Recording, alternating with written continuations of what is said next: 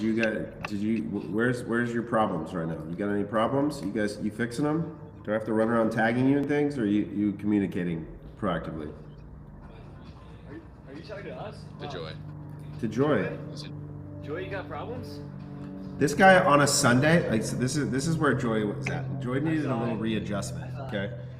After it's a Sunday, okay? One of his people hasn't responded, and the client's like, Joy, are you guys gonna answer? This is pretty important. And Joy hits us with 4 hours on a Sunday? What are their expectations? No, From the guy who likes to tell us how hard they work. On Black Friday and Cyber Monday weekend? 4 hours? What do you think? On Cyber Weekend? That's insane. Yeah, we were at Ridiculous. Cyber Buggies for 3 hours. Just 4 hours. Meanwhile, here just like, oh yeah, you need an email campaign in 7 minutes? Sure.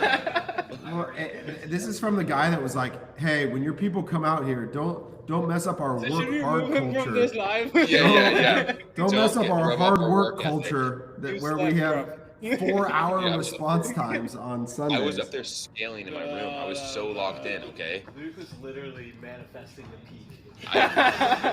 The peak is He was coming. manifesting it. The peak is already here for Minnie. Wait, you got some emails from Josh? This guy? Yeah. Or what did you say about emails? Who hasn't gotten an email from Josh? Pretty much everyone in America. Got contingency plan. Oh, I see. Oh yeah, you got the ad hocs. Just in case. Oh yeah, for Hey, sure. ask, is that Brian? A sin for you, a sin. All around sins on Josh. Hey, is Sikansky awake or is he You get an sleeping? email. Okay, hold on. Hey, is Sikansky there?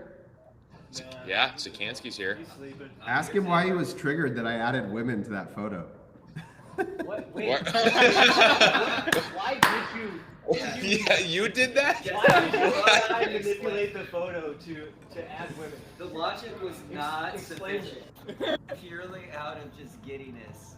Sikansky It came was- over and showed me it- this photo, and I was like, that is not what happened. That is not. It just made the meme even better. It just made it look like Luke was, Luke But was I the don't most interesting understand. I man don't in the understand the world. progression. So Wait, tell us your thought process though. Like, how did you? You're like. So I'm "There's like, this okay, way this to is use like- this photo?" Well, no, there's not. That's for sure. But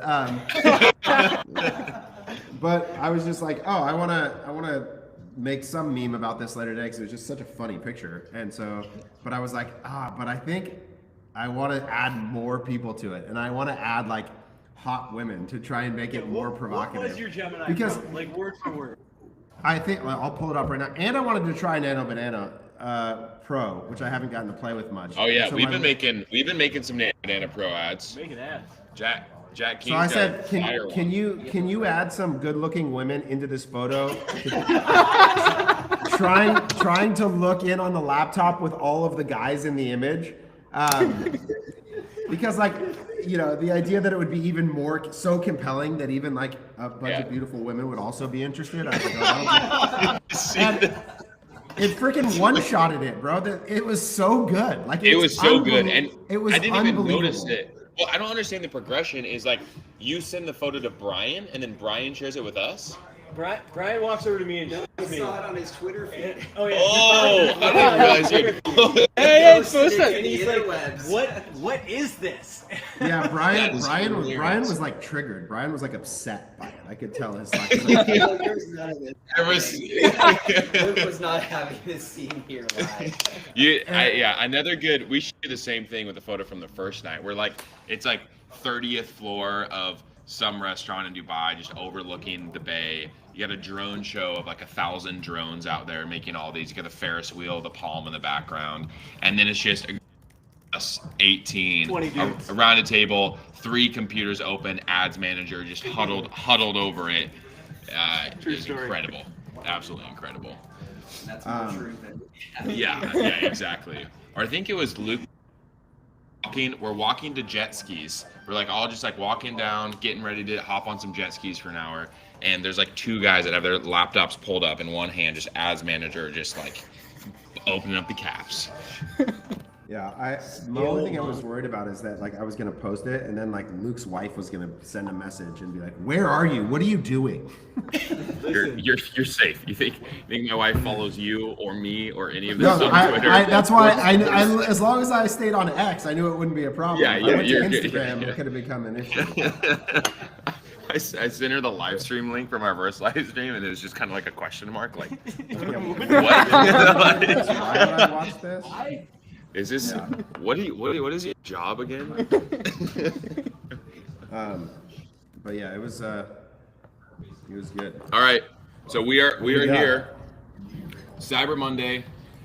We are at what we'll call the base of the peak. Call it like what's the nearest ascending Base Mount camp. Everest? Yeah. So we're at base camp. The peak is 7 p.m. MST in aggregate. Starts to climb a little earlier for some brands than others, and we're already starting to see it pick up. Where the peak is, we're seeing sales climb into the evening hours. The next 3 hours is what it's all about. The next 3 hours is where It's like it's a lot of demand is going to be realized. It's really like I'm gonna share my screen. Can I share my screen? Does that what does that do to you guys? Because I'm gonna make this little graphic real fast. By the way, do we feel like Jeremiah stole our story and kind of owned it and kind of beat us with it this year? Like I feel like the shape of the revenue thing, we kind of started that back in the day, and then now it kind of got co-opted a little. Jeremiah, if you're out there, Well, good. in fairness, I think these are his charts though. These ones are, but if you go back to my Twitter, The color is ours. no. If you go back, let's go. Let me see if I can go. Twitter search sucks, but if you go back many years The ago, idea of it, yeah. we would talk about this every year, on X, and just posting, and they would just be Shopify screenshots, right? Yeah. On an individual account. Yeah. That's all I'm saying. Yeah. But No, that's. they did a good that's job. fair. Their thing was good. So I'm really just jealous. Yeah, I think the standardization against MST is helpful, and then overlaying of the revenue of the different days, like we can see the Friday versus the Thursday versus Friday, and it's helpful to contextualize how much bigger some of these hours are than others. And this chart is PST, right? No, MST. These are all This MST. is? Oh, so we're here then? I believe so. you Yes, sure? we're right there. Yes, exactly. Okay. That's where we're at. I know. Joy. Yeah, the shop size. Yeah. There you go. Yep. Pizza! Who is calling you guys? It's the front door. Bruh. All we do is eat, slam Red Bulls, and scale. That's actually the most US statement for today. That's all that we do. Bruh. Hold on. I gotta get to the correct front here. You're gonna take that to the US now. Here to use this word base. Okay. All right. So who needs help? Who's struggling? What are you guys doing? What problems are you solving? Dude, I was telling this to Luke. I actually have a shout out for our friends at the Meta Ads platform. Oh wow. Shout out for our friends at the Meta Ads platform for a remarkably stable Black Friday, Cyber Monday period. They're always getting bagged on all over the social medias, but it's been really smooth sailing. We had a little bit of stuff to sort out Saturday morning, but generally speaking, across the portfolio, no crazy ad account disruptions. Just pure scaling. So Yeah, I think the only call is this is always sort of the question and tension is coming out of Black Friday and into the weekend and adjusting the caps and just what that looks like in terms. I think those are always the sort of things of going into the coming out of the higher demand period, similar to coming out of today and tomorrow if you're shooting the sale, and the next day of sort of making those adjustments. But outside of that consideration, it's been I just have a smooth. working theory that that's such an unnecessary thing. to make any Well, adjustments. I don't think we actually are clear on what we think the lag is between spend and return, such that spend this morning is bad. Like Oh, for sure. I don't know that like we're clear enough on that. Like to decide that overspending this morning would be a bad idea. No, I don't think. I think it's the inverse. Like what we were saying when we were on 6 hours ago or whatever that was is like, yeah, if your ROAS or AMER is at target or anywhere close to target at 4 a.m. in the morning, you're leaving volume on the table. You got to ramp up into the moment more than that. Yeah, and we were talking about it earlier as well on some accounts of like we're seeing some brands have bigger Saturdays and Sundays. Like it's been climbing from Black Friday, Saturday, Sunday, and Monday, and rather than that trough. And Jan brought it up for one of his customers that is a higher AOV, higher consideration. They're running the same offer through the weekend, and their Sunday's bigger than their Black Friday, but the spend on Black Friday was bigger than the spend on Sunday, and it's a lot of value realization and value capture from all the spend on Black Friday and the sales still running on Sunday, which is exactly right. Yeah, so apply that same principle then to this morning's spend. And like, how do we think about when you would scale back against the spend? Like, it's so Extended hard. Cyber. Yeah. As far as Joy is concerned, every day is Cyber Monday. I mean, extended Cyber Monday is Tuesday. Yeah, but like, the point is just sort of like, we have this like very, and we created a little bit with the hourly tracking, but some of it is, I think, a little too hourly assessed, in those No, periods I think- ahead of the peak. I think what you should do is in the morning try to have like half the AMR target and just look at hourly, and like as you get closer to the peak you should be more closer to the target, not an exact math of like I think you take like 70% close to AMR target and stuff like that. Yeah, I just think that like the hourly realization over time by hour would be like a really interesting graph. Like if you could see, imagine it's like a But how would you cohort do that? curve style graph. Like, well, imagine you have from click to purchase or from impression to purchase. You could look at that click versus time of purchase, and you could look at every cohort as having a degradation curve over time, or a value realization curve over time. Yeah. And you could see what it would be That's for like- every hour, and then apply that against the expectation. And what would happen is there'd be some level of like the 4 a.m. click would have a curve that's a lot sort of like more gradual of a slope. But then your like 4 p.m. click would be like boom, or like the spike up immediately. Yeah, right? Like, exactly. In theory, that's the idea. Is like, Yeah. now the question is that how it would turn out? I don't know. Like, is Anmar there? Anmar is here, oh, he's here. AMR sighting? Anmar, get over here. Should we talk about the conversion list study, or what are you getting at? Anmar just sold. He sold his Mona Lisa. He had a Mona Lisa after Friday, and then he sold it. And I think it's right in line with this. It's the pullback. He got greedy with it. Yeah. Come on, Anmar, talk to us about your Mona Lisa. The artist. What?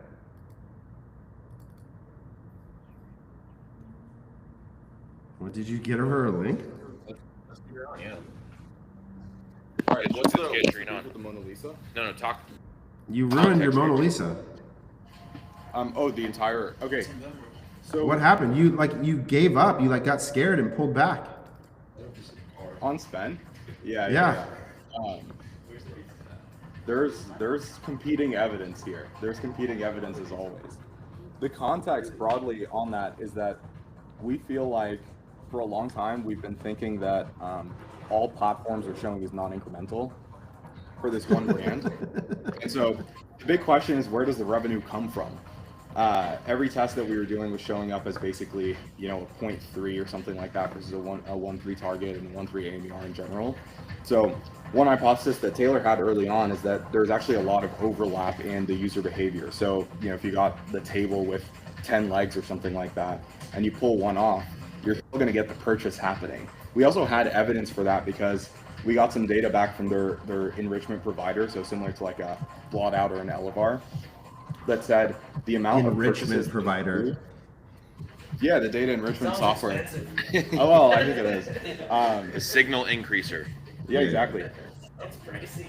But so what they were saying is that the amount of purchases that happened that unequivocally involve a click from Facebook was about, they gave us a number, and that was about 2x the estimated incremental conversions based on the most recent lift test that we ran through House.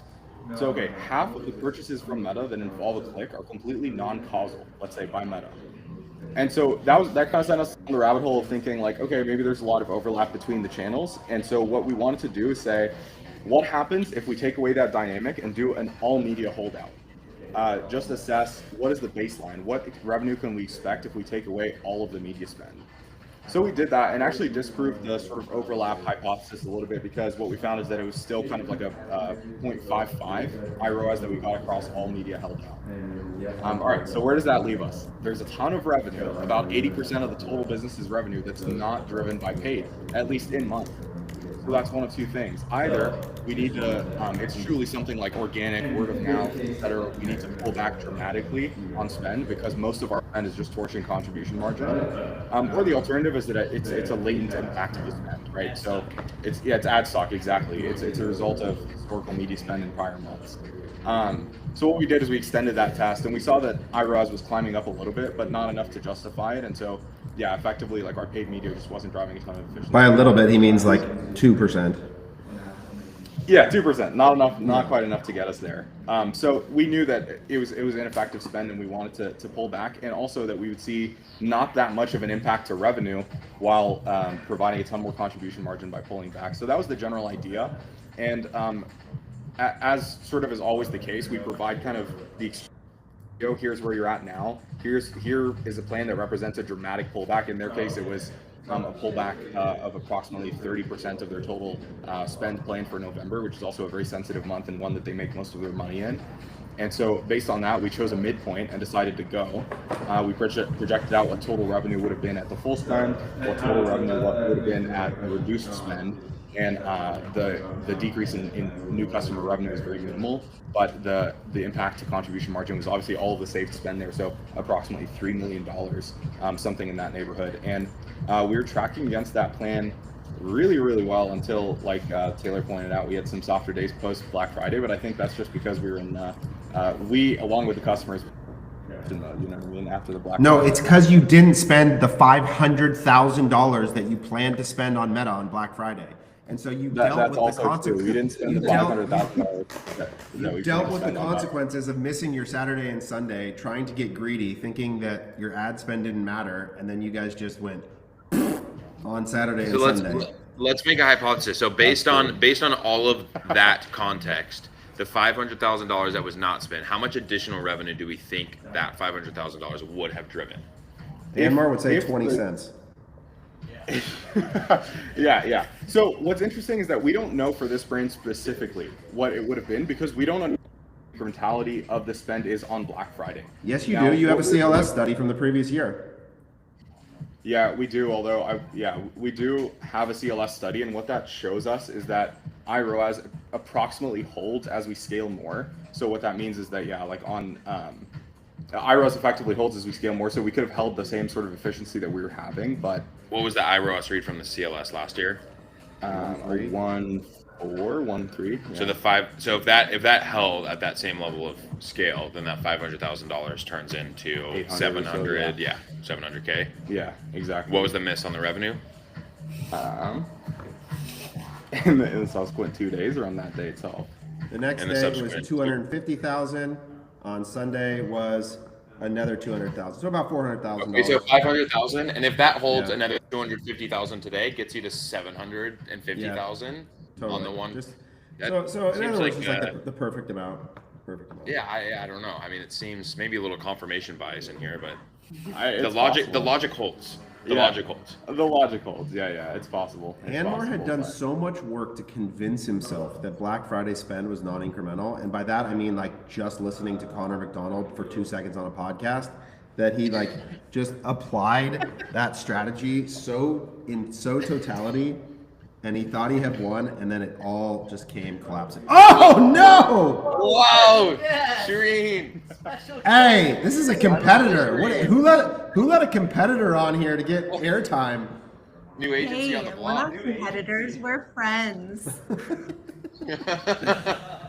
How are you What do you- guys? Good. How are you?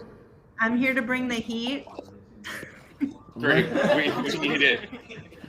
I'm here to watch Taylor yell at his employees. It brings me a lot of joy. Yeah. Oh, you just missed it. You just missed It it. is all of our. I heard it. It is brought all of our warm and favorite fuzzy feelings. pastimes. Shireen, have you ever Shireen, did you met come- Joy come or read the Cyber Amar? Monday bump? No, I haven't. Joy, say hi to Shireen. Hello. Amar, Hi. say hi to Shireen. What up, Shireen? What's up? You guys know each How's other. I it feel like you going? guys- And is Jacob less or more annoying than you thought he would be? Yeah, where's? He's an AI. He's not a real person. Yeah, I agree. Haven't you heard? Is this Uh, is that Corey in the back? He's not on. He's not live, Yeah, right? Corey's the producer in the background. You can't. The public can't see him. You know what? How's Black Friday going? What's Black Friday? I mean Cyber Monday. Sorry, whatever day it is anymore. It's going good.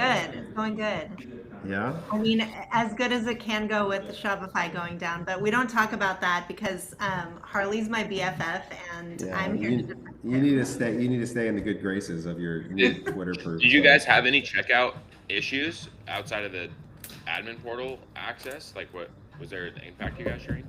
Not that I noticed, but I think some brands I saw like a pretty big drop off this morning compared to Yeah. prior day, Yeah. but nothing that I could prove. That's But never I stopped do you know. before to make a claim, though. That's never stopped you. Evidence? That's not. You don't let evidence stand in the way of a good story. Yeah. Shireen, we were just having an argument. Are you on team spend on Cyber Monday is incremental or it's non-incremental? Like, should you hammer spend on Black Friday, Cyber Monday, or is it a waste?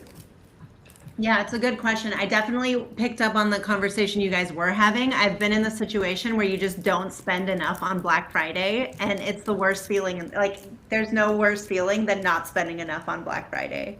As far as Cyber Monday goes, I mean, I don't know. I don't have the evidence, so I can't say. But I know that people are shopping. See, that's it. See how What- she went back to first principles right there, though? That's it for me. It's the busy mall theory. It's that you put your sign up when there's people at the mall, and you tell them to come to your store. Exactly. But they didn't. But they came to the mall for something else. Yeah. There's that's part of it as well. So how much you're able to impact that behavior? What? Well, they're going to Sephora, but they need a corn dog. And if I'm selling corn dogs, I'm telling them to come to my store just because they didn't come there for a corn dog, you know? I love going to Sephora and getting a corn dog. I It's the know. best. That's Sephora why, plus corn that's why we leave the targeting to Facebook. Yeah. You don't think there's a big overlap there? That was a 10% lookalike audience layered on an interest stack. Corn dog. Hey, interest. Vince would approve. Vince would approve. So So Shireen, what's the heuristic you use? Like if on a non-BFCM, non-promo day, it's the sort of like is 100% incremental relative to whatever the platform read is of the spend. So do you think the incrementality of the spend on Black Friday or Cyber Monday is higher or lower than the baseline of what a normal evergreen day would be? You mean the spend that's actually deployed on Cyber Monday?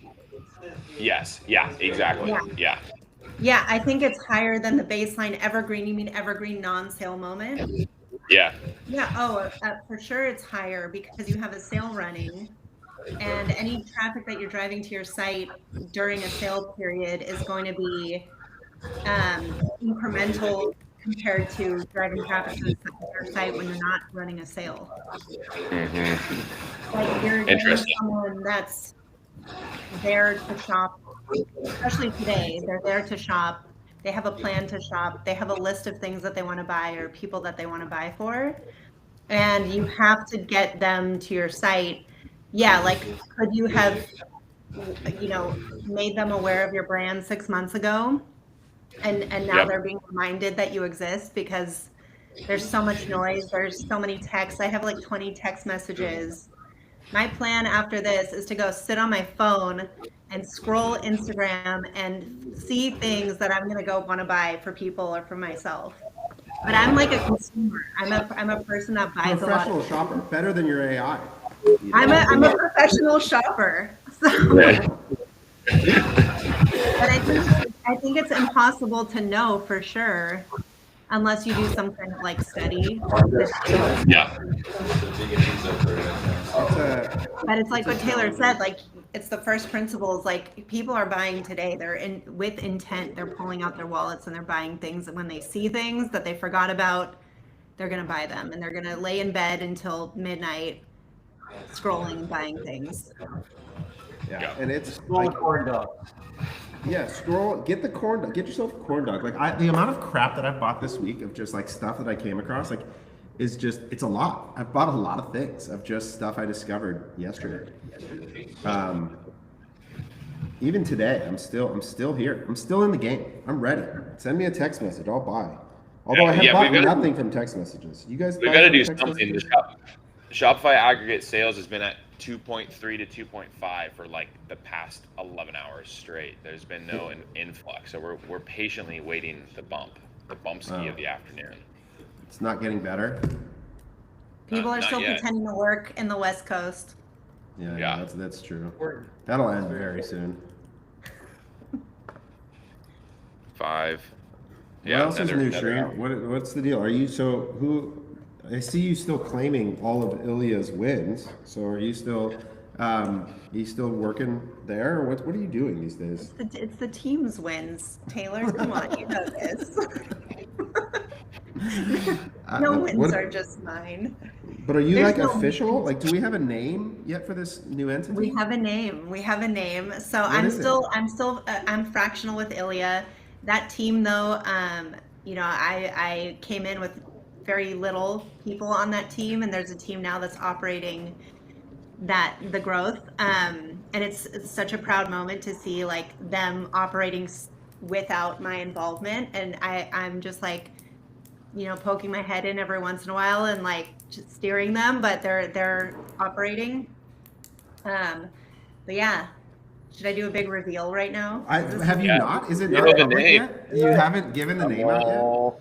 Do it. Growth Capital. Growth cap? Is it growth.capital? Do you have growth.capital? It's growthcapital.co. .co. Yeah. Just like us. Growth commonthreadco.com on the email. 12 years later. Growthcapitalco.co. Nice. Well, congrats. Congrats on the I new considered naming it The Common Thread, TCT, but I thought it was too close. That's fair. I mean, that's fine. It's like Jordan's new supplement company that's called Thread Supplements. So you'd have been right in line with it. You couldn't even come up with a new word. It's just, you just like the word so much, you know. Right. But that's cool. Are you guys looking for acquisition partners at all? Or, you know, we're in the market for agency M&A. Are you guys available Yeah. yet? Or I'm selling as soon as I possibly can. If you're buying, I'm selling. Yeah, I like it. Okay, Quickest cool. turnaround. Just- I'll 3 have weeks my, from entity formation to sale. I'll have my banker reach out and we'll be in touch. I love it. I'm here. I'm ready. What kind of So things where are you are gonna build? where do you guys what's the deal with what was that, Tony? What kind of things are you gonna build? What do you and Jacob? What do you have in mind? Well, I don't know if you've been reading his Twitter, but we don't automate, we elevate. Shreen, Shreen, I received honestly no less than 4 text messages from people saying like, I don't know if you can really troll your way to a service business growth, but your people are gonna find out. Like people were genuinely triggered by you guys. Like, and I'm like, no. These are like. Was it 4 people or was it one person who sent you 4 text messages? No, it was one person was the most triggered, but I was like, but it was definitely like you guys are out there, you know. You're just What's the on. problem? People don't like No, jokes. I love it. I know. It's a niche marketing angle. I mean, no one's doing it. No. So it's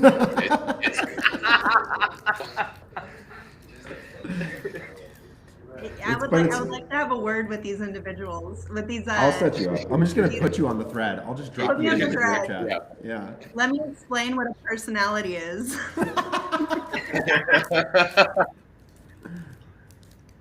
That's right. yeah.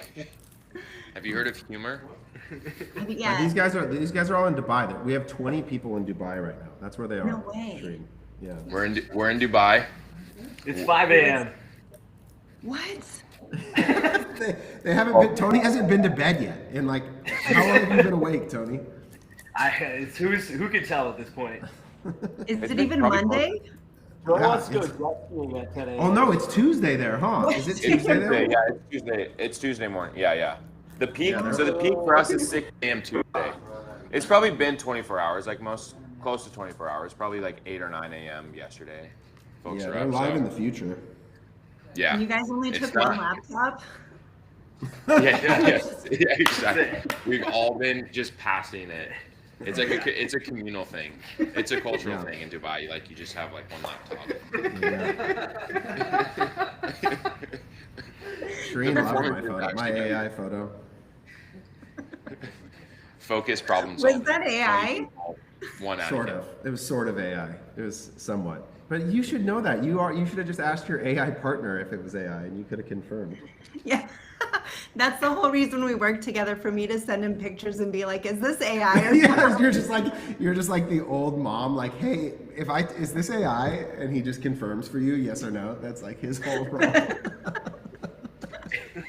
That's the arrangement. I like that. I like that. It's an elevated AI. It's It wasn't- elevated. Yeah, it was an elevated AI image. It's a Yeah. pretty good one. Tough to tease out. Oh my gosh. I love it. We basically, I've destroyed, oh gosh. You're just like the old mom. Like, you can't just play your ex live right now. Ooh, I just got a Harley like on my post. Shereen, is that because of you? Did you text him and ask him to like my post? Oh my god, is it because he saw me? It's because he loves me. Right after Serena. You're just trying to position for the next TBPN appearance with Harley. You want to get on there. Oh my gosh, I would love that. Harley is the best. Can you text him and tell him to make the hourly sale by minute tracker bump up? Yeah, it's stuck. It's stuck right now. Well, you know what? Even if he did, let's just hypothetically, even if he did, then we would also have to text Zuck and be like, actually reflect any spend changes that we make in the ad account. Yeah. I wonder, do you think Zuck, do you think he cares? Like he's locked in on Cyber Monday, or do you think he's like doing jujitsu right now? Dude, he hates us so much. We are the worst part of his life for sure. Yeah. My theory is that he opens up Twitter and he sees what we talk about and he's like, I'm gonna automate all of these people out of a job. It's like personal. It's personal at this point. Yeah, exactly. He's like, this David Herman guy is gonna be unemployed. That's like, I'm just sure of it. Oh my god. Yeah, he's in jujitsu, but like his like thing that he's punching is a picture of David Herman. Yeah. It's not dissimilar from Qua, who's our overseas stylist and our tech. It's just the same way. He'll see us humans just messing around with any odd manual task of any sort, and then show up a week later and Statless is at the full. We had a full rollout yesterday of an automated dashboard for every growth strategist. Has a dashboard of every single one of their customers, pacing to target, automated reporting against each of their accounts. It's just like hours of work. I love how he did it too. Like Dylan went out of office, and so he was like, "My moment, my opportunity," and he just spam released a bunch of features. And then what he does is he token gates it. So we have like Statless, and you have the little Statless logo in the top left when you're in the platform. He changes that with a little Thanksgiving turkey on Thanksgiving, so a little character, and then puts a click here under it on the Saturday after Black Friday. And when you click here, it opens up this whole automated dashboard. That's like, it removes, the necessity of 20% of any human's workflow time. So the parallels, Qua and Zuck have the same wavelength. Yeah, Qua's like, I'm gonna elevate you guys out of a job. Exactly. Exactly. That's immediate exactly what. Yeah. Yeah. He actually says that too. He actually says elevate a lot. It's like elevate. It's like- Hey, like- where's who else is over there? Where's Jack King? What's he up to? Is he just building his own updates in a separate spreadsheet? Yeah, he's got got an assistant helping to input daily targets, then separate updates for the it's the circle of life. What are we doing? What are we doing, Jack? We scaling? We made Nana Banana ads, and Did you? and they're ripping, aren't they? We're working on getting those live still. No, we couldn't get No, them that's a approved, lie. unfortunately. They were not approved. Shocking. Yeah. They were not. They were Several unapproved. Yeah, unfortunately, they were not elevated enough. But You know what I feel like was missing from the D2C community this year? Screenshots. There were just not that many screenshots. Should we should we just start putting some out right now, Shireen? You got a Yeah. screenshot? Let's ask Nana Banana to create some screenshots. that That's we a can great put idea. out. See what it does. Okay, I'm Create gonna do a Meta dashboard, create. 0.2 ROAS. Yeah, a meta dashboard with, let's say, like $1 million in spend at a 0.2 ROAS that I can post on X to look cool. That's what it says. make it a less round number. Less round. Yeah, less round. Point, We're gonna do $1 million in 0.22. even spend. Some We're unbelievable. gonna spend with like 1 2 1 2 2 okay, 2 2 1 2 1 2 6 7. 6 7 6 7 no no seventh digit necessary. Yeah, it's just short. Oh, so good. $12,000. What else is what else did we anybody else winning right now? Like who I feel like I was shocked by we had a number of clients that like I was wonderfully surprised by their performance. What are Like, you? overall, What are some themes that you're seeing? I honestly like I think relative to their previous 3-week performance, the weekend was like really good. That was my biggest feeling. Is that coming into it, there were some people that I was like, ooh, I'm a little worried, I'm gonna be honest. And it was like surprisingly decent. Yeah, I think a couple of themes is like the folks that went tighter window on their sale window are actually reaping the reward more than those who launched 10 days ago. It's like the reward is there, and then also the amount of, I think we're seeing less sort of like run the same sale for the whole week or weekend than we did last year, and more novelty being introduced in terms of intra like weekend flash sales or tiering up the offer as the weekend goes, net new Cyber Monday offers. We've had a few pivots that were sort of like back pocket pivots in terms of offer strategy for brands going into Sunday and then today in Cyber Monday of changing the offer to do that. But I think what we're seeing is sort of like a recorrection from like Black Friday, Cyber Monday, and those individual days are massive, to like the next 3 years after that was like run the same sale for 2 weeks straight and like maximize the outcome. And now it's sort of like looping back to more constrained time period, more novelty in the offer approach, and the difference in each of those days. And the brands who are doing that, I think are having some pretty monster weekends. I think Thursday was really good too. Like Thursday overperformed against our target. Like how was Ilya's Thursday, Shireen? Thursday was okay, but for brands like Ilya, it's really Friday and Monday, and then the weekend is strong because we've always done that where we introduce offer like a different offer during the weekend. But in general, the weekend's just more strong. I think there's just like a different buying behavior than pre-Black Friday. And it's been interesting because I've been seeing now, like I've been inside of a brand for a while, but I've been seeing more work from other agencies or like what other teams are doing. And the themes that I've been seeing is like people aren't planning enough spend.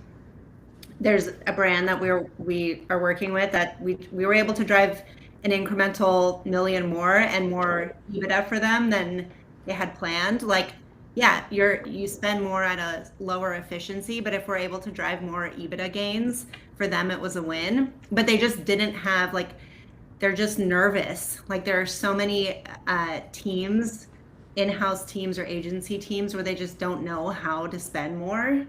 They don't know how to think through the math and how it ties back to the business. And they're just missing out on so much opportunity. Like you're buying customers on discount, and these customers become your future repurchasers that will buy your next product launch and buy your next sale. And they're just totally missing that. Like the like CAC on Black Friday and CAC on Cyber Monday is so much lower than it is any other time of year. And yeah, there's just such a great opportunity to buy new customers at a discount. Corey, how are there people chatting in this public chat on Riverside? Oh, nice. So Jared M. Oh, interesting. Okay, cool to know. Cool to know. That's nice. What? I don't think I'm built for this live stream world. You know, it's a lot. You're too old for this. You know. Shereen, give us the 10,000 foot view of the Ilia's offer strategy for November. Like, what was the progression of the offer strategy starting beginning of month all the way through, like, and if there's gonna be anything Monday? That's a good question. Yeah, beauty is like there's a very clear cadence. It starts with Prime. That's like the first thing, Prime Day, and then it goes into the Sephora savings event, and that's like a 10 or 11 day. Basically, Sephora does their Black Friday after Prime and before Black Friday. They're trying to front load all the demand from consumer brands or D2C. So we plan for November a gift with purchase all month long to incentivize higher AOV. And then I think I heard you talking about this, Luke, like building the list with intention. Shade matching is such a big part of any kind of like complexion brand or beauty brand. So we will run, and we've run this historically, like a win the website, like get shade match. So it's not just lead gen, but it's like a high intent activity that gets you into the list, that proves your intent before the sale. Because shade matching is like the highest barrier to making a purchase on our hero product. Yeah. So we incentivize and reward that, and we're building the list. And then we tried something different this year. The past year we were running tiered incentives, so buy more, save more. And this year we had a segmented offer for VIPs versus the general population. So we're trying to get more people into the VIP program. And there's like a lot of debate around like VIP programs and, oh, you're just giving discount to your most loyal consumers. But in beauty, loyalty programs are very popular, and consumers do shop with preference for loyalty programs because they get so much free stuff from Sephora and being a part of that program. So you have to compete with that program when you're running D2C. So we're intentionally building our VIP list with our offers. And then during the weekend, we're doing a lot of gifting. So tiered gifting to help incentivize basket building. Interesting. And is Yeah, that you guys go a triple offer. It's 20% off site wide, 25% for VIPs, and free gift with large orders. So you're taking like all three: the GWP on high AOV, the specific offer for VIPs, and the basic 20% off site wide. It's nice. Yeah, it's nice. We've done so much offer testing all year too, and there's like this tension that this like natural, well, I would say like directly correlative relationship between CAC and AOV. So if you lower the barrier to entry, you can drive down your CAC, but you kill your AOV. And this is so tied to product launches too. Like if we launch a low AOV product, we see our CAC go down, but our AOV follows with it. So it's like you have to like work hard to pull those two KPIs apart. Like how do we get that low barrier to first purchase, but also incentivize basket building? And those tiered offers work really well. Yeah. I'm switching to mobile. I'll be back on in a minute. and the shade matching, is that what sort of format does that live in? Is it in a sort of format that you're bringing customers in and guiding them through the process of shade matching, or what's the sort of like end deliverable of that look like when someone inputs their email and goes through the process? Yeah, we have shade matching quiz. We also have like one-to-one customer service doing shade matching. So no matter what entry point you take, you're qualified to win. Got it. Okay. It is not underwater that I can see. Is this better? Great. Got it. Are you guys seeing any category specific trends?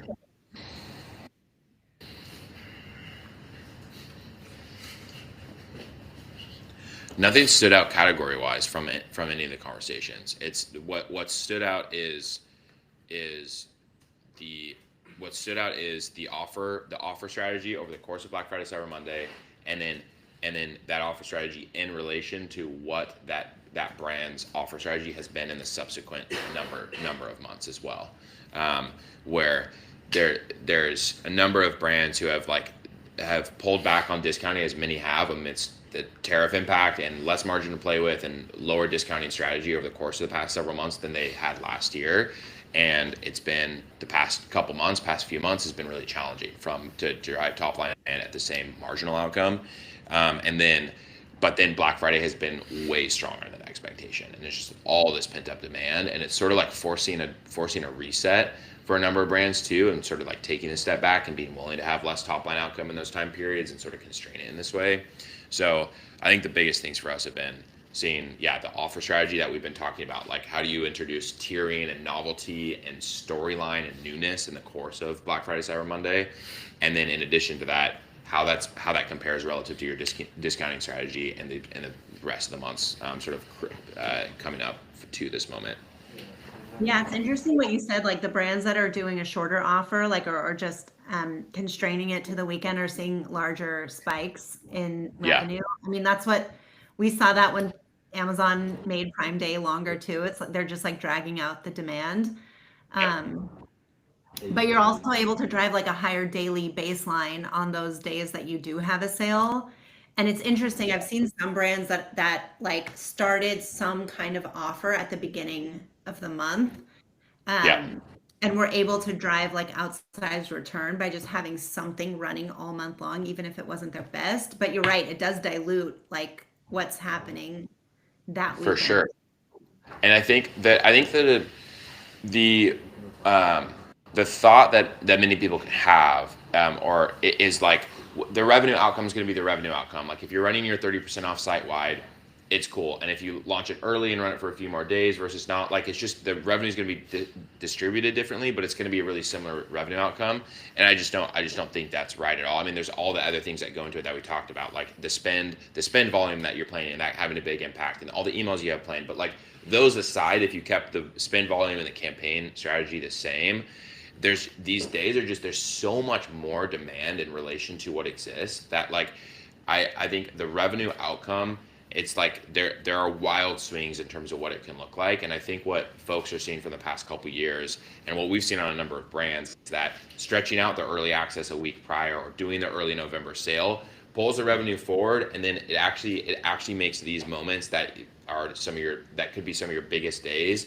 The total revenue outcome isn't actually the same. Like there's something to be said about this timeline, your best offer, your best strategy, and really landing on these core 5 days that I think folks are coming back to more. And there's like, it would be so fascinating from an executional standpoint. I don't know how this would work logistically, but to do a holdout of on an offer strategy over the course of November as a whole for your business, right? To be able to do like for this cohort of customers, we're going to do an early access sale, then we're start Monday a week early and kind of run the same offer through the weekend. This cohort of customers, we're going to do no offer. Maybe we launch a new product at the beginning of the month, but then we launch our Black Friday sale, VIP launch Thursday night before Black Friday. And then we do tiered different offers through Cyber Monday, and we just pack it into 5 days and see what the outcome looks like. And yeah, I think it's like there's swings in either direction that I think are broader than most of us realize in terms of what the revenue outcome could be. And it's not like, it's kind of baked. It's just sort of like the time. It's just a question of timing the revenue distribution. I don't know if that's true.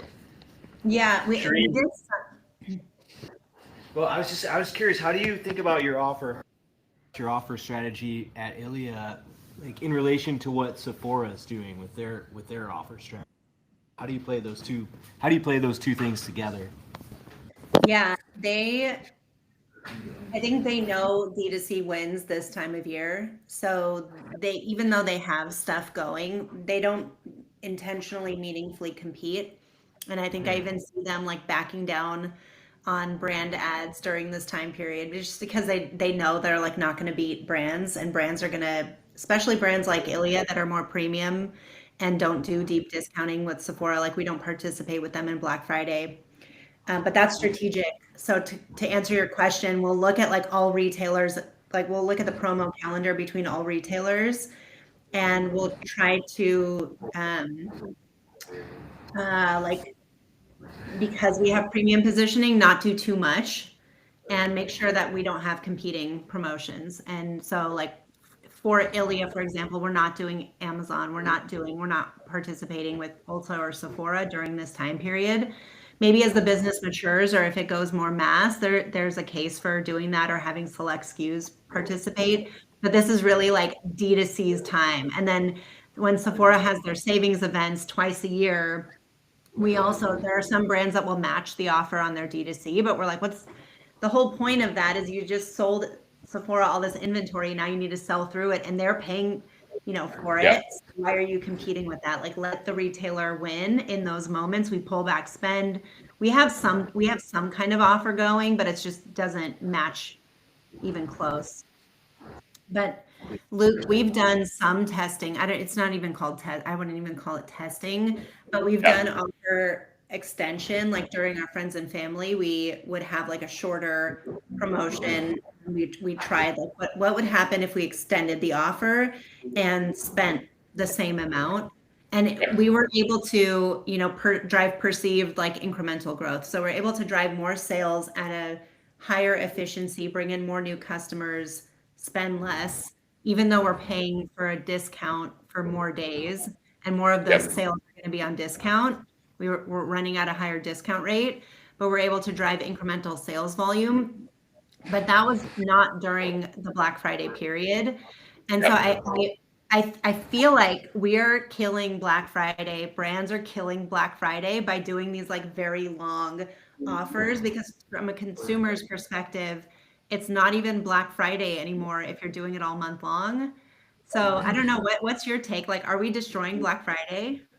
I think it's confusing. It's confusing when the Black Friday sale starts in November 1st. As a consumer, like from the consumer perspective, it feels like you just don't trust the offer, that it's the best offer. You're just like, it's annoying. Yeah. I think the best take is like, if majority of the people consolidate on Black Friday, then the people who actually expand will win more. For sure. That's the issue. For sure. I think I think that's more of the dynamic of what Joey describing, which is like when it was consolidated in a more true to itself Black Friday constrained period, then you had more of the edges of people doing the extended longer period timeline, and they were capturing more of the value because they were like riding the wave of like this consolidated thing, but they were the ones here. But as more and more have moved into this category and it's Black November and just like run it for the month, now I think we're just seeing it switch the other way, where like folks actually want more of a constrained time period. Brands are going into like better offers, more novel strategy communication, but in a more condensed time period. So I think we'll oscillate because of this sort of competitive nature and edge that is in the space, and to like as the majority moves over here, it's opportunity here for other folks to do it in a novel way. So I think we're actually seeing more of an oscillation back in that direction across our brands this year, which I'm excited about. I think it's a stronger outcome than it could just continuing to go the other direction and go there forever, and then until all Q4 is your Black Friday offer, and then that's like the inevitable end of the thing, right? So What will happen is like, even if like all is Black Friday offer, then they'll just have a special Black Friday. I think that also still wins. Yeah. Yeah, we actually we planned a down month year over year because we shortened our offer this year intentionally. It's like we had a Okay. longer offer last year, but we also assumed that having a longer offer would drive incremental sales because the baseline of sales is higher every day that you have an offer running. But it was more important for us to like, let's not go down that rabbit hole. And like, you also, as a brand, if you do a long offer, you feel like you have to comp it every year. And then you have to go like longer and longer and longer until you're constantly on sale. So we did it. We did what felt like a long offer last year, and this year we made the decision to do a shorter one. We changed Okay. our offer. We actually changed our offer, but we were like, let's not do it as long, and let's plan it to be down. Yeah. And then we And- exceeded our plan. Okay. Okay. So still down to last year, but not as much down as forecasted. Yeah, exactly. Yeah, but like Yeah. with intention. Like we were like, okay, Yeah. we launched a new retailer. We now have like two major, the two biggest beauty retailers. Like that is a strategy that requires like a finesse strategy in itself, because it's like you could just continue to run offers and continue to grow your D2C business while shrinking your overall brand. And Sure. so the intent was like, let's constrain offers this year, and let's like Yeah. make sure that we focus on retail, and preserving shelf space in retail is a totally different, game than just Yeah. driving sales in one channel year over year. Well, yeah, but to your point, though, what it does is it puts obligation in other areas of the business to be able to make up for the ground that's lost in that time period, right? Whether it be additional sales channels that you're distribute on, so Amazon or retail or whatever it might be, that want to continue to grow and sort of make up for that. But for D2C only or like .com majority business, then what it does is like you need to plan new product launches, novel marketing moments, things throughout the rest of the year to make up that gap, rather than just like, well, let's just like extend the Black Friday sale and make it up. So I think it is like a position of privilege and optionality to be able to make that decision, right? Like it's an indication that other things are going right in the business. I think that should be the objective for most businesses, is that they create that optionality by driving growth in these other sales channels, marketing moments, the novel strategies that they bake into the rest of the year, so that they can get to Black Friday and then have the optionality, like you described, to be able to run an offer in a unique way, a shorter time period that doesn't impact the broader distribution in the same way. That I think that should be the goal. Otherwise, it puts more obligation and responsibility in Black Friday, Cyber Monday, and because it naturally lands at the end of the calendar year, it's just a moment to like, all right, extend it, run it longer, do a deeper discount. That's all we'll be able to make the numbers, and at some point that becomes less tenable. So well said. Yeah, and we had the option to do like, let's go hard on Amazon. Let's like do Black Friday on Amazon too. Like we as a business like decided not to participate in. I think we did Prime Day on like select SKUs. We didn't do full collection. Like we didn't participate in Amazon and Black Friday in any capacity. But it's interesting because like the beauty category, makeup is flat this year. The Ilia business continues to show double-digit growth, which is like amazing in a flat industry. So yeah, it's like the omni-channel game is so interesting. Yeah, it really is, and at some point, it's a really necessary level. Yeah, well, I'm curious to see where the aggregate data lands. No Commerce was publishing some stuff, and then we have our aggregate data forecast across our customer subset. But the aggregate data that, based on our data set and No Commerce's data set, I think will likely land in the range of like 8 to 12% year-over-year growth from a marginal standpoint for Black Friday, for Black, like this Cyber Week, let's call it, for like that Monday to Monday time period, and it could be closer to like the 6 to 7%, but I think somewhere in that like 8 to 12, 8 to 10% year-over-year growth from a contribution margin standpoint in aggregate is likely where things are going to net out. And so that's sort of like the baseline, the heuristic for many brands as they think about it. What you're expressing about the beauty category being flat, like that's the case for many verticals. And so we're seeing trade-offs in many cases to comp down in revenue, plan less spend for marginal growth of some extent in the aggregate range of 8 to 12%, let's call it. Tony, are people still shopping on Google? People buy stuff everywhere. But I mean, like what do you think's going to happen to the search results page when GPT gets into the ad game? Yeah, I think about that. I don't know. I think it's also category specific because like I don't going back to me as a professional consumer. I don't buy, like, for example, I don't buy makeup on Google Shopping. I buy it on like social and TikTok, but I will apparel and like, you know, any kind of clothing or shoes, I will 100% buy on Google Shopping. And I was like, had like a mini debate with Taylor on Twitter about this. Like, ChatGPT just doesn't, like, it knows some things about me, but when I asked it to shop for me, it just had no clue what to do. And like, I don't know, it can get there, but is it gonna know? Is it gonna like create an impulsive moment for me the same way that these other shopping, you know, social and shopping platforms can create? Like, that would be the thesis, right? That they get good enough at creating impulse. I don't know. I don't think GPT or the LLMs are going to create impulse. It's going to be like problem solution, just like search, basically. Yeah. I think. I don't know. I'm not sure. Like the only products I'm getting served in Chat GPT searches are like specific. I want to, you know, give me this golf bag with this like really specific criteria. Yeah. I think it's going to be a dig deeper. It'll be interesting to see like what happens with the Shopify integration and like a universal cart and sort of different ways to shop, like fundamentally, versus go to a website and check out. Yeah, I don't know. We spent a bunch of money on YouTube this year. We spent a bunch of money on YouTube this year. We spent a bunch of money on YouTube in Black Friday and Cyber Monday for sure. Are you spending more on YouTube than you did last year? Yeah, a lot more. Probably maybe 10 times more. At least 5 times more. So and less we'll see what search?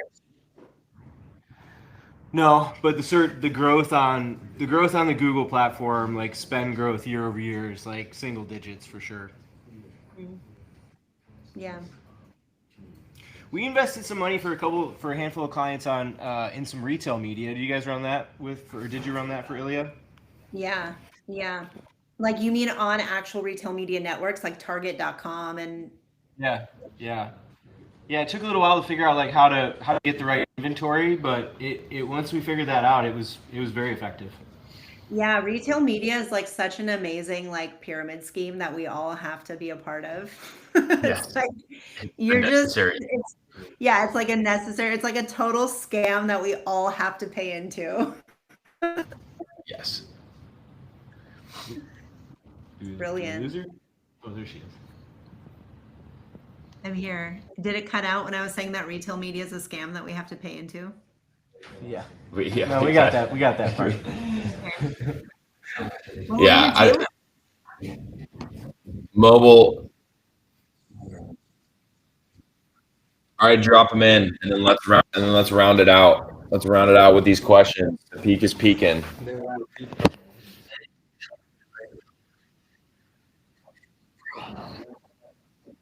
Okay.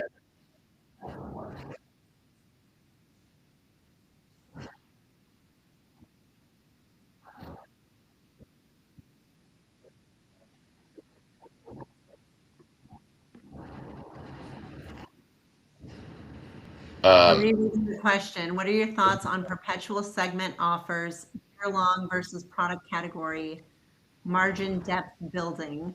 How do you gauge new customer growth versus current customer depth? You just get the new customers. There he is. Go find the new customer. Sage wisdom. Bro, life is Srini, where are your children now? Who's watching them? I just had to drop them off at practice. I got the dog in the car because I incorrectly took the dog. Now I have to go back home to drop the dog off. It's like, meanwhile, It's Cyber Monday. You're supposed to be working. The kids are watching, or the TV's watching my kids. I know my kids were watching the live though. They were just so into it. And now they're disappointed that they had to stop watching the live for a bit. Sorry to interrupt. Sounded like you guys were having intelligent conversation. Yeah, we're answering questions. Yeah, I mean the new customer growth versus current customer depth. I mean, like you need to hold a standard of new customer growth expectation over some period of time. And the current depth of your customer base can carry you through different periods. And I think it's important to understand. We'll look at, you have your active customers, you have your at-risk customer segment, and then you have your sort of churn customer segment. So that's gonna continue to grow over time. And I think getting clarity on who sits in that active at risk and then the churn customer segment is important. And you're going to deploy more and more resources and spend into those folks. But once your new customer revenue starts comping negative year over year, it's just a matter of time until there's that impact is there. And so that has to be a first principle, hold new customer growth expectation and driving the growth against that. Otherwise, there's going to be some point of time in which you're going to have to reinvest in the new customer growth and go backwards from a marginal standpoint to build back up.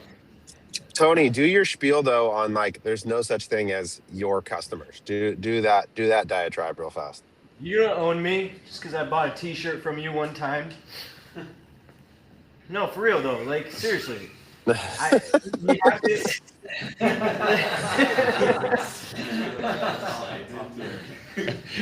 No, I mean like why does Coca-Cola run advertising? Everybody knows what Coca-Cola is. Like yeah, so I don't know, like this whole thing. So this is like the promise of like the incremental attribution policy, right? Like just one big wide open campaign and continuous like incrementality testing across your cohorts, your existing and your new customers, because they all have value. It's just different values for those cohorts. But yeah, come and sell me some socks again. Well, I do think that so this idea of like existing customers or even LTV, like it's born out of a software world, right? Where there is an automated recurring purchase that you actually have to stop being a customer. Like you are a customer until you stop paying. That is not true in the vast majority of e-commerce businesses, right? So this idea that like your existing customers are obligated future purchases, I think is where these things can get a little conflated. And I do think that, especially as we've gotten further into incrementality as the primary measure, it's pushed me further away from AMER, from these designations where really, especially on weekends like this, what I want is the next incremental dollar. I don't care if that person's bought from me or not. Give me the money now that I wasn't going to get otherwise with my ads. So does that mean, Taylor, you're not optimizing for new customers? So like literally tactically, are we using like an NCA optimization? No, I mean like, spiritually. Spiritually, I think it depends. It depends on the moment, for sure. But I think that and the business type, where I would say that like if I'm in a business that has an obvious path to more consumption from existing customers, like apparel, like Born Primitive, we went on this big journey with them because I think that we swung the pendulum too far, where we had hard excluded all of their customers for so long from their advertising that after 2 years, some of those customers, like we needed to go back and win again. Like just because they were in the customer file 7 years ago, and like it doesn't mean we should hard exclude them forever. What up? Tacova's in the house. What is up, Krista? Yeah. Shireen was here, and I was like, could I be closer to her? Are you guys like besties? Did you guys become best friends and I didn't know about it? How did this happen? We were in a feud with, I think, each other. We were? Were you That's on how my every one of side? Shireen's relationships start. And it's really an enemies to best friends story. We were enemies. Oh my God, Shireen, you're about to start it again. I'm learning so much today. Tell me the story. What happened here? What were you fighting about? I don't know if Sarah Field, I think, wanted to start a feud with someone, and I was like, I'll do it. And then we picked teams. And I don't know that we decided what we were fighting over specifically, so much as, just inherently believing feuds could grow our followers. Okay, I see. Smart. Thank you. That's how it works. Yeah. Now that I'm in on it, I feel like we should keep this going. You're doing publicly says I'm trying to engage and rate larger. Is Taylor breaking up for anyone else or just me? Taylor, you're breaking up. I caught rage bait, and now I'm very interested in what you were saying. Say more. He's saying you're follower farming. You are clout farming publicly, and like honestly, Krista's doing it in secret. It's full transparency is the way that I approach it. But I'm clout farming in public. Is that what you're saying? Yeah, you literally tweeted the other day that you are intentionally replying to large accounts for the sake of you tweeted that. Yeah, I'm doing it for the sake of research. She's looking for data for all of us. Shireen, I'm so proud of you for cutting your ad short and getting off of the promotional train. That whole story was so inspirational, because I feel like, especially coming from a public company, we actually had a calendar that was 4 years old. That was a stack of what promotions we'd done which weeks within the quarter, because we knew we had to comp it. Obviously my company now is not public, but that behavior gets so much progressively harder to unwind, that finding step back moments, especially when you believe that you're compelling enough during this time period to not need to play the game in order to hit your year-end goals. I really commend you for that. Yeah, well, thank you. Yeah, it was very it's one of those short-term pain for long-term gain. And strategically, what are we doing here? This is the best time of year to have a 50-day sale, but it's actually terrible for your Q1, and it's terrible for your retail partners. And it just has this trickle down effect beyond this one moment of time. And so, yeah, we were like, we did it last year. We were conscious that we were doing it last year, and we had a reason that we were doing it last year. And we're like, we're all agreeing to do it at that time last year, with the understanding that we're not going to do it again the following year. And then we're all going to hold hands and agree that we're going to plan down the next year, because we're not doing it again the next year. And we all just need to be good with that. And that's really hard to do. And then when you're coming to the end of the year and you're like, oh, tariffs happened, we're less profitable than we thought we were going to be. What promos can we introduce? Oh, we've never done promos here. We've never done them there. Should we do them? Is it worth the long-term degradation of the brand? Okay, wait, I have 2 fun facts and then a controversial topic I want everyone to jump in on. When I was at my previous company, we obviously sold the same stuff as Walmart and Target and Amazon. And I came in and I was like, okay, I want the data.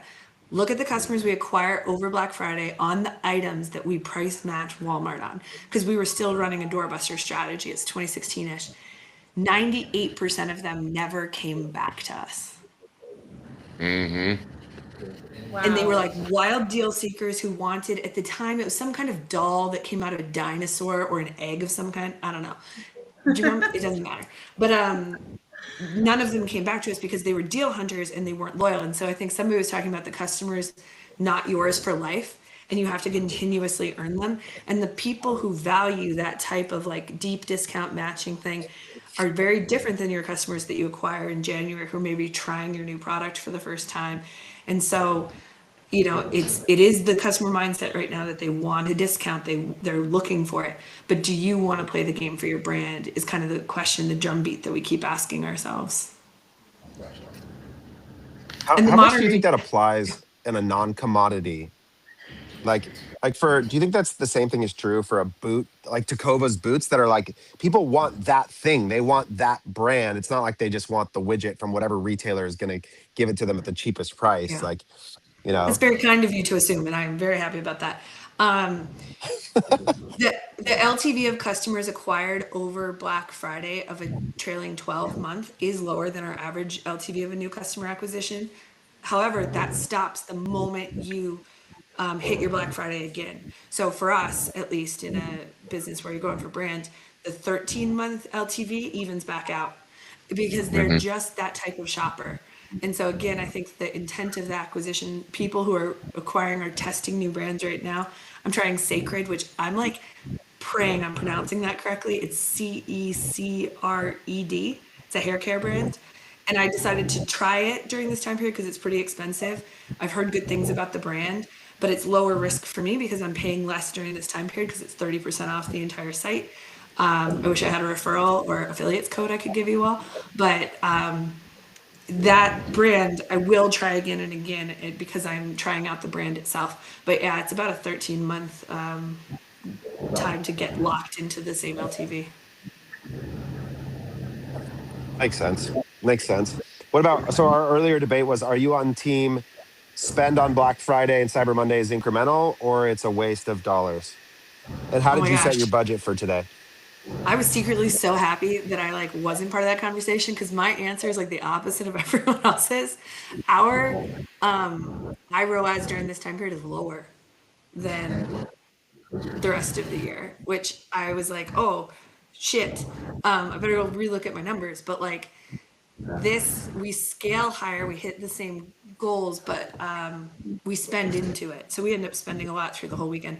But we've seen that same thing somebody was describing where like Saturday and Sunday did better. We purposefully created a doorbuster, which isn't really a doorbuster, you know, like traditional take out your neighbor to get that TV doorbuster, but we purposefully did 2 items at a 40% discount only Saturday and Sunday to drive the traffic. But yeah, we spend. We spend. My CFO and or I call each other like hourly today. We're like, hey, so we're seeing, and he's like really That's excited great. I about love it. I wish I could show you guys the charts I have too. What It's is very, the, very how, fun. where is the lever? Like what media channel? Probably Meta. Like where's the allocation? Yeah, Meta. Meta scales up, but Meta scales up a lot actually. Paid social, ton of traffic from paid social. Again, not the highest converting one, but it drives a lot. The Google really steps itself up. Branded paid searches are up. Non-brand paid search are actually the highest growth that Yeah, we're I can seeing. So we're imagine. playing in that game right now, which is a lot. But I'll tell Have you you what gotten really into changed. AppLovin yet, Krista? No, I know. People are like, I don't No, know. you It doesn't didn't? feel brand right. You guys could convince me different. Oh, I said it. I'm sorry. I it's think as that, brand okay. right as go, Shireen, go. I was gonna say, I feel like your customers on playing like Candy Crush right now. Right know, I now. believe They they are all are, playing right now. I haven't had in my Farmville. experience playing Farmville where I'm doing it all in my experience with those games. I've never had an ad come through with like really high quality imagery. It's always kind of pixelated. It's always a little bit like I can't get out of this, so it feels like a trap. And for a brand that's all about like quality and authenticity, it's the reason why honestly like we really stepped back our YouTube even because YouTube the same thing. They intend to come in and watch a YouTube video and then you get stuck in a 30-second commercial and they don't sign up for that. Like not like you do when you watch linear TV. And so in both cases it feels a little bit brand wrong for what we're trying to build. But I'm probably being too precious, but we're like still a growing brand, so I'm trying to be careful about where we play and why we play in things. Talk to us about that CTV spot, and that is such a good spot. Oh my God, thank you so much. When I first showed up, I was like, we need a retail spot that will show Tecovas. So for those of you who don't know, hi, I'm Krista Dalton. I work for a boot company called Tecovas. We also sell jeans and hats and belts, and it's great. And our stores are awesome. We have 55 of them. We opened one in New York City, and you can go in, you get a free drink, it smells like leather. None of our associates will push you to purchase same day. You can brand them with a cattle brand. And there was something so special about stores. And so when I first started, I was like, we need a retail spot. And my lovely head of social was like, I could do it. And she shot like this really janky looking thing. And I was like, we could do better. And our new head of creative had started that week. And he shut down the store one night and brought in associates from headquarters and dressed them all and put together this spot. It's a dreamlike where you enter it and it starts with saying, Tecovas believes in radical hospitality, and it shows pouring a drink and handing a whiskey and branding a boot and steaming and shaping a hat. And that spot versus every other spot we've run has outperformed it on CTV by a mile. So this time through, when we were planning our kind of cyber, and we always do, when we do CTV, we do pickups. So like last minute day of things because they're cheaper. So we got Texas A&M, and we put in the retail spot thinking like, hey, let's drive some traffic and awareness to stores this weekend. And it was our second highest spot of the year after we did a Chiefs game back in March. But we literally, you look at our sessions and it's like email, text, Texas A&M spot. Our head of tech was like, what did you guys just do? Our sessions are so high. I've never seen it do this before. We were like, That's awesome. And you just got that. You just kind of are monitoring the available inventory with your partner. Do you have do they send you like specific available stuff, or are you guys sort of cycling through looking at that stuff? no, the team, I only have like one person who's 1/10 of their job is linear TV. So we work with Tatari, and Tatari and us have a Slack, and they're like, hey, this opened up. This is the budget, matches. We give them a budget for the week where we're like, we think we could do this if it does this. And then we have to say yes in like 30 minutes to an hour. It's all remnant. It's like going to Vegas, like rolling a good die. How are you guys measuring? Yeah, Just that's cool. observing traffic lift, or We do traffic lift on the direct 5-minute spot, but then we tag those people with identity, and so we see who they are. And typically we see them come back within 6 to 8 weeks to like final purchase for it. So even if those people didn't convert over this weekend, we know they'll come back this time or in January. But we, and Tatari has its own measurement of responsiveness as well. But yeah, we're like, you guys know, it's tipping over into that spot of like creepy marketing that I don't want to cross, but like, hey, you entered during this 5-minute period. We're going to just watch your behavior. oh, I love creepy marketing so much. It's so great. You're in a cohort now. Chris, I dropped in the chat. The App Lovin' people rigged up this app that you can download. It's like that they've like set up to only serve ecom ads, so you can see the like experience that it's like specifically D2C brands in there. It's a pretty cool way to like get a sense of some of the quality of the material. So it's fun way to preview it if you need to sell it to somebody. Yeah, it's smart of them. It was really smart. They isolate the inventory on this like small app just to like use it as a demo environment. Genius. Well, thanks for letting me crash. I don't know. You guys. Yeah, I know. Are you beating your goals? Like, give us the lowdown. Did you guys crush your goals this week? We are. Before you sign off, I'm really boring. I'm so sorry. Yes, we're doing really well. Like, I know it comes across as like bragging, and I'm sorry. We're up. Come on, you get to do it. We want to hear winners. I know. We want a screenshot. We want a screenshot of the ad account. Not enough screenshots. I know. I thought about that. Somebody said that earlier. They're like, I wish I could show Shopify data, and I was like, I'm pretty sure my boss would be like, that's a hard no. But yeah, we're up 45%, so it's going really well. So good. All right, last thing. Are you enjoying being on X? Are you glad you did it? I am, but there are weekends. So I don't have games on my phone because I have an addictive personality, and I'd be like, probably I can win Candy Crush. And X sometimes feels like that to me. Except I can't win. I'll never be monetized, and that's okay. It's a losing game. We're all losers on. I can't call it X. It's so weird. We're in the echo vortex. That's a sign.